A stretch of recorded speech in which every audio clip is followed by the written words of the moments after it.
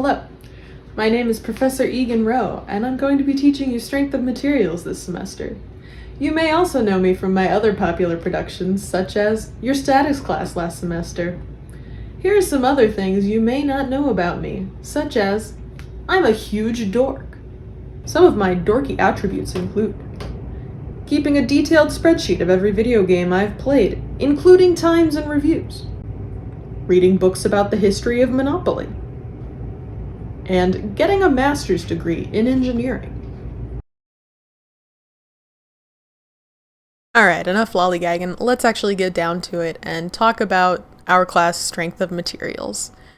So to access the class, if you haven't gone to Oakton before, we use this thing called D2L. It's similar to a Canvas or a Blackboard if you are familiar with some other system like that, but we use D2L. If you go to d2l.oakton.edu, you can access everything you need for this class. So our class here is Engineering 217 OC1, Strength of Materials. And Strength of Materials is what we call it at Oakton, but sometimes at other schools, other universities, you may hear it called Mechanics of Materials, Solid Mechanics. There's a few variations in names, but generally it's called Strength of Materials. I often refer to it as just strengths. That's what you'll hear me call it as the shorthand. But there's a few different names for it. It's all going to be the same class. For our class, you can access our materials here and see our expectations, get the video lectures and homeworks here. So first I want to look at just the syllabus here. So we have here in our side tab, go under content, and you can access the side tabs here with the homeworks and all your resources. It shows you the syllabus. Here's a tab for all of your homeworks, and then it'll go week by week with all of the information you need, all of the videos you'll be assigned to watch that week, along with the homeworks. So just a quick look at our syllabus. I just want to hit a couple of the highlights to kind of understand this course better. So the first one would be office hours, that I am available online to talk to, right? Anytime you need homework help, anytime you want to talk about a concept a little more in depth, anything you need, I'm totally happy to talk to you. So I have these Zoom room hours, I guess you could call them, where I'll just be hanging out. Feel free to pop in anytime and talk to me. Then if we come down to the stuff that you actually care about, we have our grading system in this class. So the grades for this class is going to be based off of homeworks and exams. So let's start with your homeworks. Homeworks are going to be 40% of the grade, with mastering engineering being 20% and written assignments being another 20%. So written assignments are ones that will be located here on D2L. If we scroll up, they're under this assignments tab. And basically it'll be like one problem or one thought, concept, lab, discussion type of thing for the week that you'll do written out. And then the Mastering Engineering is a tool that we have that gives you problems to work that'll give you instant feedback. So that way you don't have to wait on me to grade anything. You can just work out a problem, do the calculation, and then it'll give you the instant feedback. If you haven't used it before, there is a tutorial within the Mastering Engineering to kind of help you learn that, but it is under your homework as well. So you'll access it through this homework tab, and then you'll have to go into this Mastering Engineering. You should not have to pay for it through the Pearson here. You should automatically have access through your tuition and fees through DDA Access. It's already been paid for, included all of your tuition and fees. So all you need to do is click through in here and make sure it links up, and then you'll be able to access your assignments. It'll look like, whoop. All right. Well, okay. I need to set it up clearly. But once it's set up, basically you go in there and you can just answer problems using calculations. Typically it's like math problems if you've ever used the Wiley or mastering physics, all of those, it's a similar type vein to that. So the other piece of your grade, if we go back into our syllabus here, is going to be your exams. So your exams are worth 60% of the overall grade. So each exam is worth 20%. But you'll notice that I actually have 4 exams in this class. Now, typically the way I want to set this up is that your first 3 exams are your standard exams. So they're your like chapters 1 through 3 is your first exam, chapter 4 through 6 is your second, chapter 7 through 10, whatever it is. Each are section exams, and they're worth 20% of your grade. But then I will offer a final cumulative exam that can replace your lowest exam score.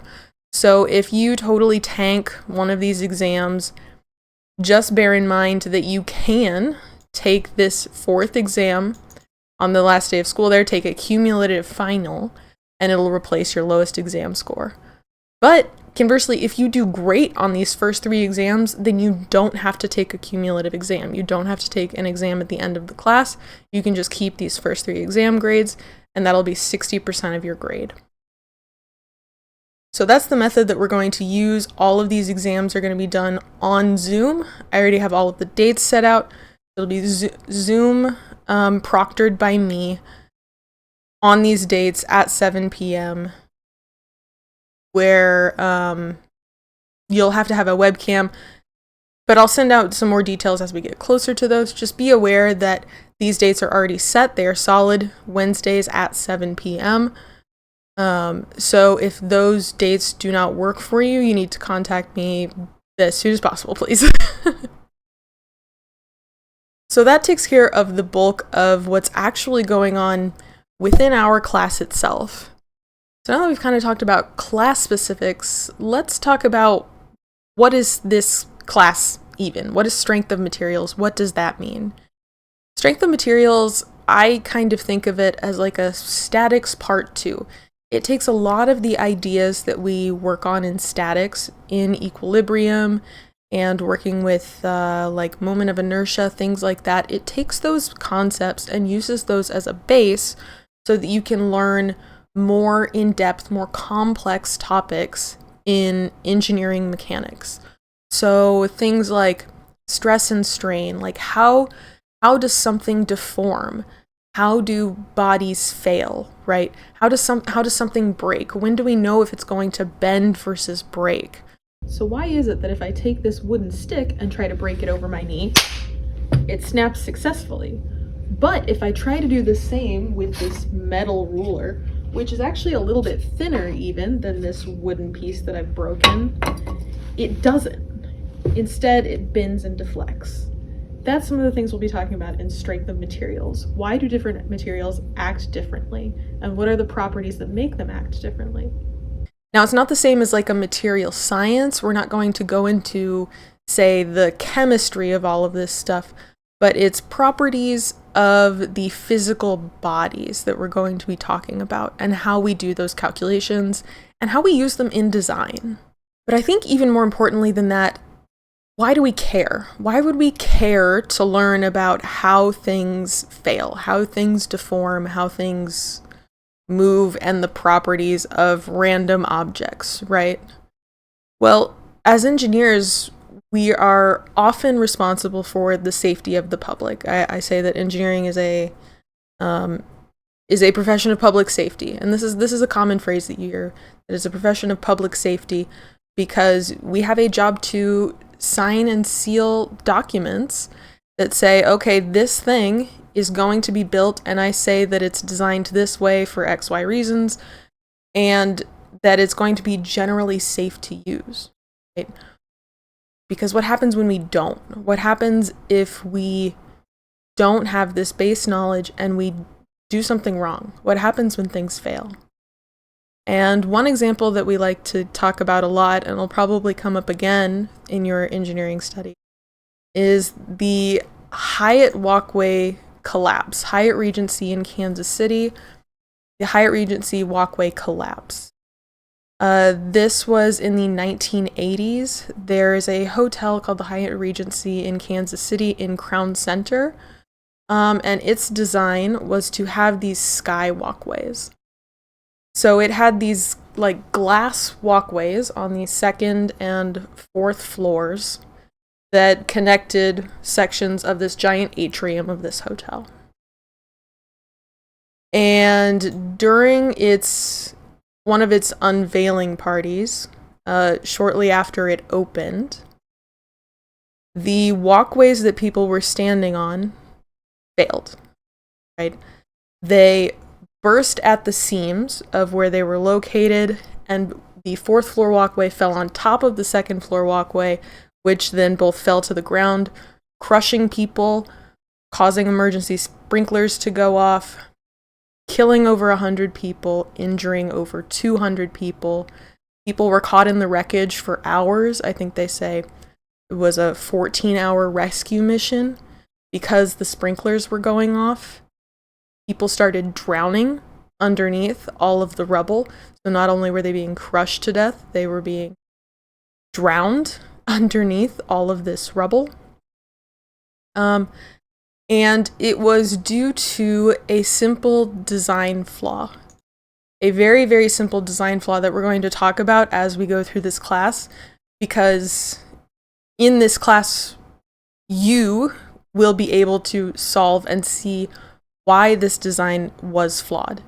Even now in your engineering career, before you even finish school, you're going to have the concepts to understand why this design change or this construction change that occurred caused this failure, right? So originally the design was that this cross section was going to be loaded with the second floor, or sorry, the fourth floor. So originally the fourth floor was going to have a rod through it that connected to the ceiling through the fourth floor to the second floor. So they were stacked on top of each other, and then these rods sent through so that all of the weight would be put onto the ceiling joists, right?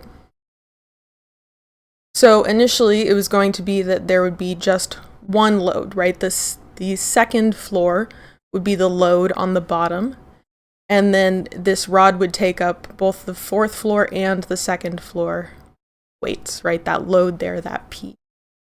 But in actual construction, they did not do this single rod. Instead, they used two separate rods, which instead increased, or doubled, I should say, right? It doubled the amount of force that was on this nut, and this is the location that it failed. And so we're going to be talking about these failures and these things that you're expected to know and catch in your designs, right? When you design something, you should have the engineering knowledge to know that this is not going to meet a safety factor. It's not going to meet a safety regulation because there's going to be too much load on that nut now. It was an extremely simple oversight, right? But causing one of the largest largest accidental construction failures in American history. So, I mean, it was, of course, very serious. People died. The engineering firm lost their licensure. They lost the ability to work completely because construction ended up different from design. And you'll probably talk more in like engineering ethics classes on how this all happened.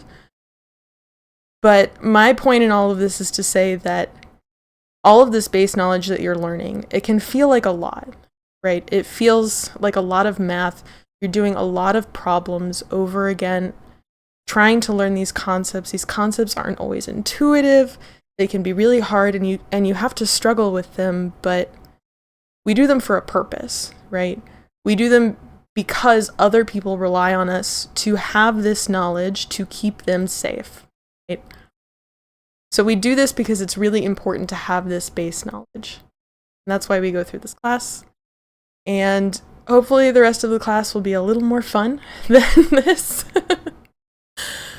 But I just want you to know that, it is difficult, but it's something that we have to take really seriously because we are responsible for others. And finally, I just want to say again that I am here to help you. Please reach out to me anytime during the semester. I'm so happy to talk to you about anything you want to talk about, homeworks, concepts, engineering in general, anything you might be struggling with, anything that you're not struggling with, you just want to talk about more.